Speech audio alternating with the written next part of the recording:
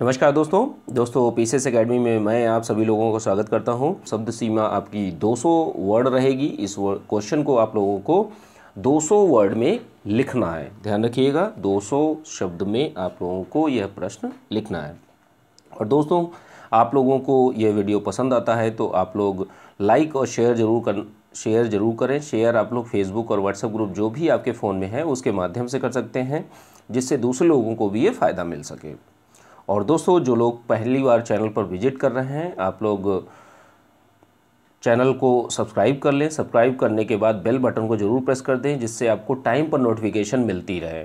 और पीडीएफ के लिए या जो पिक्चर है इस क्वेश्चन या प्रश्न के लिए टेलीग्राम पर चैनल है, टेलीग्राम पर आपका चैनल है पीसीएस एकेडमी का, तो उसको ज्वाइन करके आप लोग जो भी पीडीएफ और मैटर है वो मैं वहीं पर प्रोवाइड करता रहूँगा आप लोगों को।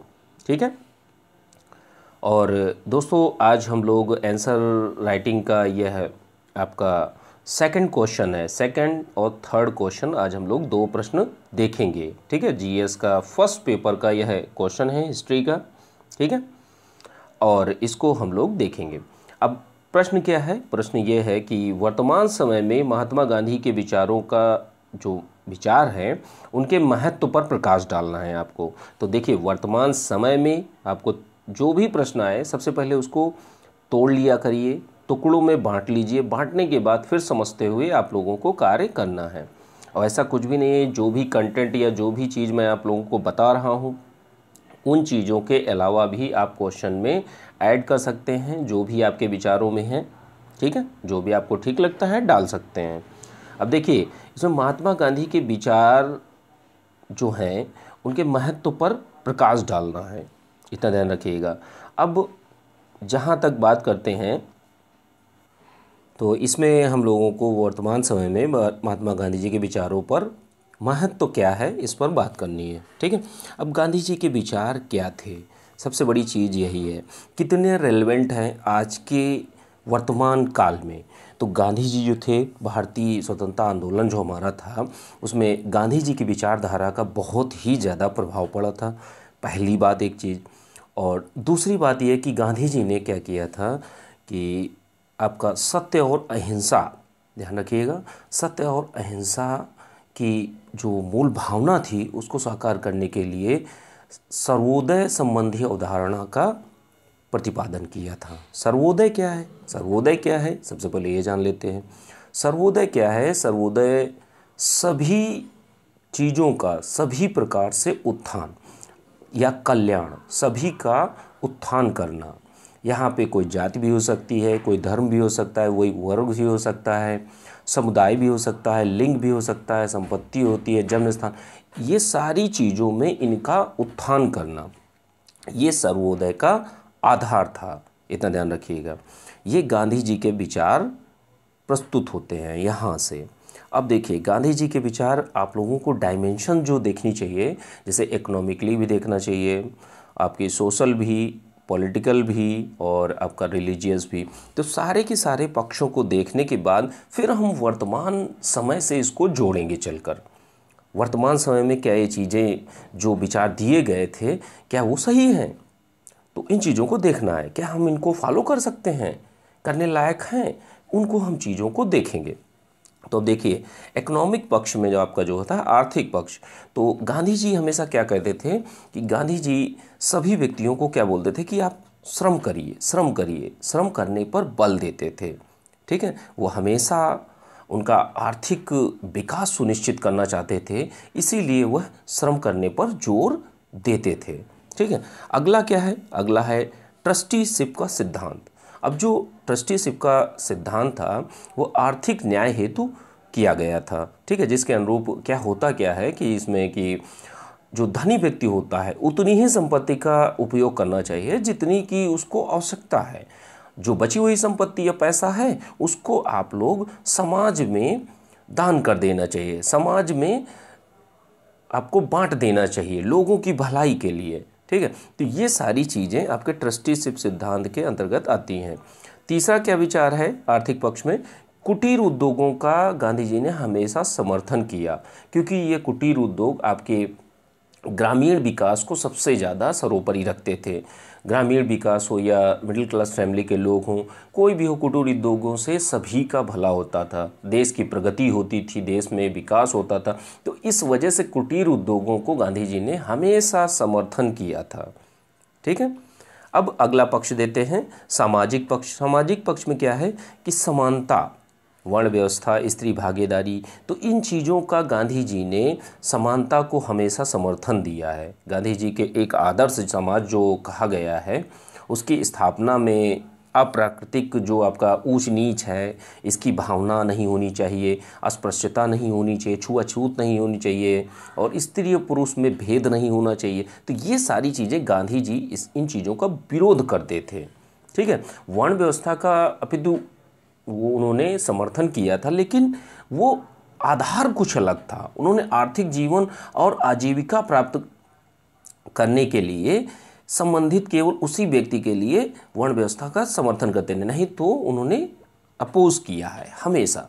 ठीक है, और गांधी जी ने क्या किया है कि जो स्त्री भागीदारी है, देखिए जो गांधी जी ने सभी क्षेत्रों में स्त्रियों की भागीदारी पर हमेशा बल दिया है। ठीक है, अब अगला देख लेते हैं राजनीतिक पक्ष। तो राजनीतिक पक्ष में आपको क्या लिखना है कि गांधी जी ने हमेशा थोरों के विचार का समर्थन किया। जो थोरों का विचार क्या है? विचार यह है कि सर्वोत्तम सरकार वह सरकार होती है जहां पर कम शासन होता है, जनता का शासन, जनता की भागीदारी ज़्यादा और सरकार का प्रभुत्व कम होना चाहिए। ठीक है, और सत्ता का विकेंद्रीकरण, सत्ता का विकेंद्रीकरण की बात भी गांधी जी ने बहुत अच्छे से कई बार समर्थन करते हैं और हर बार समर्थन करते हैं। ठीक है, और सत्ता के विकेंद्रीकरण से ही आप सामाजिक न्याय की अवधारणा को प्रतिपादित कर सकते हैं, अच्छे से सारी चीज़ें सभी लोगों तक पहुंच जाएंगी। ठीक है, तो ये सत्ता के विकेंद्रीकरण तक मूल भावना थी। अब राज्य प्रमुखता, राज्य प्रमुख नहीं होना चाहिए, लोग प्रमुख होने चाहिए। हमारे संविधान में भी कहा गया है कि हम भारत के लोग। ठीक है, तो यहाँ पर जो बात आती है राज्य प्रमुख नहीं होना चाहिए। अब अगला देख लेते हैं धार्मिक पक्ष। देखिए, धार्मिक पक्ष में जो बातें हैं, जो पॉइंट्स हैं, वो धार्मिक रूढ़िवादिता। गांधी जी ने हमेशा धार्मिक रूढ़िवादिता, धार्मिक कट्टरता का विरोध किया है। उन्होंने सभी धर्मों में समान तत्व का समर्थन किया। उन्होंने बताया भी है कि सभी धर्मों में सर्वधर्म समभाव की भावना होनी चाहिए, सभी लोगों के अंदर सभी धर्मों को समान रूप से देखना चाहिए। ठीक है, तो ये सारी चीज़ें जो आपकी विचार थे गांधी जी के प्रत्येक टाइप के, तो ये क्या आज की डेट में वर्तमान में आपके रेलेवेंट हैं, महत्व हैं इसका कुछ, तो आप खुद ही देख सकते हैं। देखिए, जब क्वेश्चन को आप फील करना चालू कर देंगे तो उस समय चीज़ें आपको दिखने लगेंगी, और जब चीज़ें आपको दिखने लगेंगी, सत्य अहिंसा की बात आजकल बहुत क्या लमसम लगभग हर व्यक्ति झूठ बोलता है। अहिंसा तो आप जानते ही हैं, जरा जरा सी बात पर आदमी मारपीट करने लगता है। तो गांधी जी का विचार, सर्वोदय की भावना, आदमी क्या कर रहा है इस समय, इंसान करता क्या है आज के ज़माने में, खुद ही सारा पैसा लेके रख लें। तो ये क्या, कौन सी सर्वोदय, मतलब सभी लोगों का उत्थान होना चाहिए। ठीक है, सभी का उत्थान। तो ये दो बातें आपकी प्रूफ होती हैं, ये आज की डेट में भी रेलेवेंट हैं, बहुत ही ज़्यादा महत्वपूर्ण है। श्रम करना, अब देखिए आज के ज़माने में श्रम करना, बिना श्रम के या कुछ काम किए बिना आपको पैसे नहीं आएंगे तो आपको जीवन यापन नहीं होगा। तो किस तरीके से आप चलेंगे, तो आपको अल्टीमेटली कार्य करना ही पड़ेगा। तो गांधी जी का यह विचार भी आपका ट्रस्टीशिप का सिद्धांत आप जानते ही हैं कि कम से कम आप, जैसे एक धीरू भाई अंबानी हैं, आप लोग भी जानते होंगे। तो धीरू भाई अंबानी अगर जितना भी पैसा है उनके पास में, वो अपने उपयोग में जितना पैसा लाते हैं उसको छोड़कर बाकी पैसा अगर पूरे देश में बांट दें तो कितना अच्छा होगा। ठीक है, उन्होंने, गांधी जी ने यह विचार दिया था। ठीक है, अगला देखते हैं कुटीर उद्योगों का समर्थन। अब आज की डेट में रेलेवेंट है या नहीं है, आप खुद देख सकते हैं। जो आपका एमएसएमई और जितने भी कुटीर उद्योग हैं, इनको और सरकार बढ़ावा दे रही है, हर तरीके से बढ़ावा दे रही है। तो कहीं भी इन आर्थिक और जो विचार हैं ये आपके आज की डेट में भी रेलेवेंट है। सामाजिक पक्ष में देख लेते हैं, आज की डेट में भी सांप्रदायिक भावना, सांप्रदायिक जो सौहार्द है उसको बिगाड़ा जाता है धर्म के आधार पर, जाति के आधार पर, वर्ण के आधार पर और कलर के आधार पर। तो ये सब चीज़ों को गांधी जी हमेशा नकारते थे। तो ये चीज़ें आज भी रेलेवेंट हैं। हमें इनको अपने जहन में या अपने दिमाग में, अपने शरीर में, बॉडी में इन चीज़ों को अपनाना चाहिए। हमें अपने विचारों में इन चीज़ों को शामिल करना चाहिए। स्त्री भागीदारी, हम लोग कहते भी हैं कि महिला सशक्तिकरण होना चाहिए। अभी भी इसका मतलब है कि महिला सशक्त नहीं हुई है, इसलिए महिला सशक्तिकरण ज़रूरी है। तो कहीं ना कहीं स्त्री भागीदारी भी आज की डेट में ज़रूरी है, रेलेवेंट है। ठीक है। राजनीतिक पक्ष में क्या है कि शासन में जो लोग बैठे हैं वो प्रभुत्व नहीं होने चाहिए, जो जनता है वो प्रभुत्व होनी चाहिए। शासित जो व्यक्ति है वो उसका अधिकार अपने अकॉर्डिंग होना चाहिए, ना कि जो शासन कर रहे हैं उनके अकॉर्डिंग। और आज की डेट में यही होता है, नेता जो चाहते हैं वही गरीब आदमी के साथ में करते हैं। ठीक है। कोई भी बड़ा व्यक्ति किसी छोटे आदमी के साथ में कुछ भी कर जाता है। तो कहीं ना कहीं आज की डेट में भी आपका कम शासन होना चाहिए। सत्ता विकेंद्रीकरण आप जानते ही हैं, बलवंत राय मेहता समिति और बहुत सारी चीज़ें आज की डेट में भी विकेंद्रीकरण की जो प्रक्रिया चली थी वो आज भी जारी है। बहुत सारी चीज़ों में छोटे छोटे स्तर पर स्थानीय जो लोकल बॉडीज़ होती हैं उनके माध्यम से सारी चीज़ें की जा रही हैं। तो कहीं ना कहीं सत्ता विकेंद्रीकरण भी आज भी हो रहा है और धीरे धीरे ये प्रोसेस चलता रहेगा। ठीक है। राज्य प्रमुखता आज की डेट में भी राज्य प्रमुख नहीं होना चाहिए, लेकिन राज्य प्रमुख है, आज की डेट में है। तो कहीं ना कहीं गांधी जी का विचार ये है कि राज्य को प्रमुख नहीं होना चाहिए, जो कि आज है। तो ये विचार भी आपका बहुत ही रेलेवेंट है। गांधी जी ने जितने भी विचार दिए थे वो आज की डेट में भी बहुत ही ज़्यादा महत्वपूर्ण है। एक अच्छे समाज के निर्माण के लिए, एक अच्छे लोगों के निर्माण के लिए और एक अच्छे देश के निर्माण के लिए बहुत ही ज़्यादा ज़रूरी है गांधी जी के विचार। अब धार्मिक पक्ष में देख लेते हैं कि धार्मिक रूढ़िवादिता, ये सारी चीज़ें जैसे मॉब लिंचिंग हुई, सांप्रदायिक संघर्ष हुआ, छुआछूत हुई, बेरोजगारी हुई, स्त्री भागीदारी हुई, इन सभी का निराकरण गांधी जी के जो विचार हैं उनके माध्यम से किया जा सकता है। ठीक है।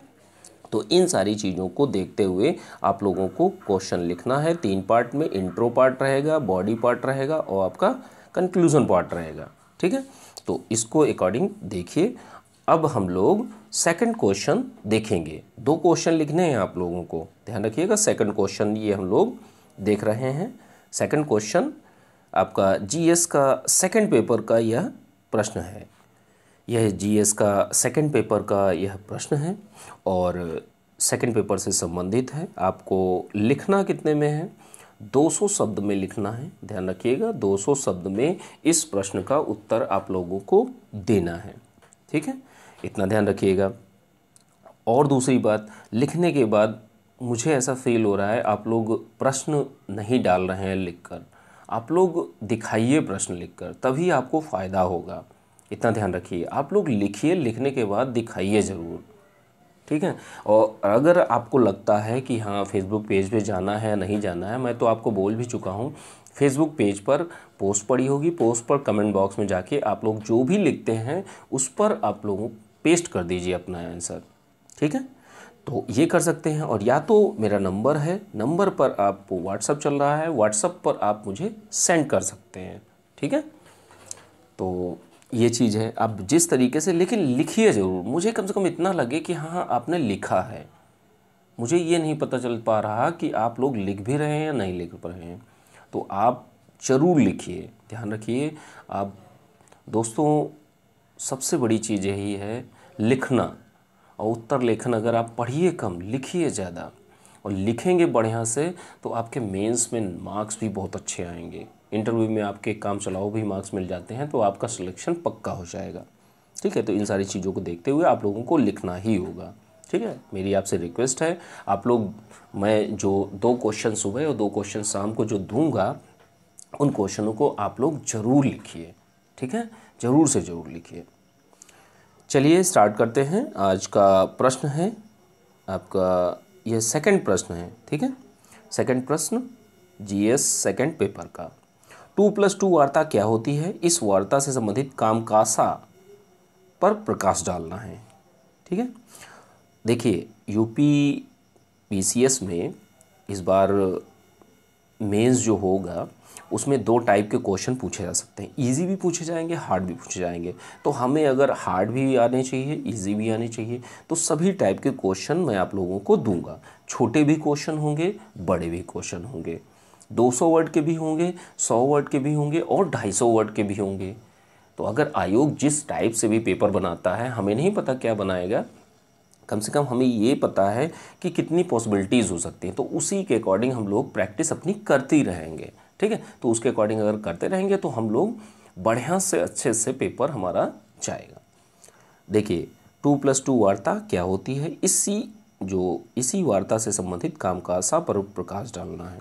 अब देखिए अभी हाल ही में जो भारत और अमेरिका के बीच में रक्षा सचिव और राज्य सचिव, ठीक है, इनके बीच में 2+2 वार्ता होती है। 2 व्यक्ति भारत की तरफ से, 2 व्यक्ति अमेरिका की तरफ से। ठीक है, अभी हाल ही में संपन्न हुई है भारत और अमेरिका के बीच में। तो रक्षा सचिव जो हैं जिम मैटिस और राज्य सचिव जो थे आपके राज्य सचिव जो पोम्पेयो करके हैं, तो उनके बीच में, और भारत की तरफ से जिन्होंने सपोर्ट किया था या जो शामिल हुई थी वो निर्मला सीतारमण जी आपकी रक्षा मंत्री हैं और विदेश मंत्री आपकी सुषमा स्वराज जी हैं। ठीक है, दोनों देशों की तरफ से भाग लिया गया। ठीक है, रक्षा मंत्री और विदेश मंत्री ने। ठीक है, और अमेरिका की तरफ से रक्षा सचिव और राज्य सचिव ने भाग लिया था। अब इस टाइप की मीटिंग को 2+2 वार्ता बोलते हैं। ठीक है, सबसे बड़ी बात ये। और 2+2 वार्ता के बारे में भी अब थोड़ा सा जानना है कि इसमें हुआ क्या क्या। तो इसमें पहली बार ऐसा हुआ है कि जो दोनों देशों के रक्षा मंत्री और विदेश मंत्री होंगे उनके बीच में हॉटलाइन सेवा आरंभ की गई है कि जैसे भारत के इंडिया के हैं और इधर अमेरिका के हैं, तो रक्षा मंत्री और विदेश मंत्री आपके दोनों देशों के आपस में कम्युनिकेट कर सकते हैं हॉटलाइन के माध्यम से। और दूसरी चीज़ क्या है कि अगला पॉइंट है आपका 2019 में भारत की तीनों सेनाओं का एक संयुक्त अभ्यास होगा इस 2+2 वार्ता का। ये भी आपका महत्वपूर्ण पॉइंट है। अब इसमें होगा क्या कि पूर्वी तट पर भारत की तरफ से तीनों सेनाएं होंगी और अमेरिका की सेनाएं संयुक्त रूप से ज्वाइंट एक्सरसाइज करेंगी। ठीक है, संयुक्त सैन्य अभ्यास किया जाएगा।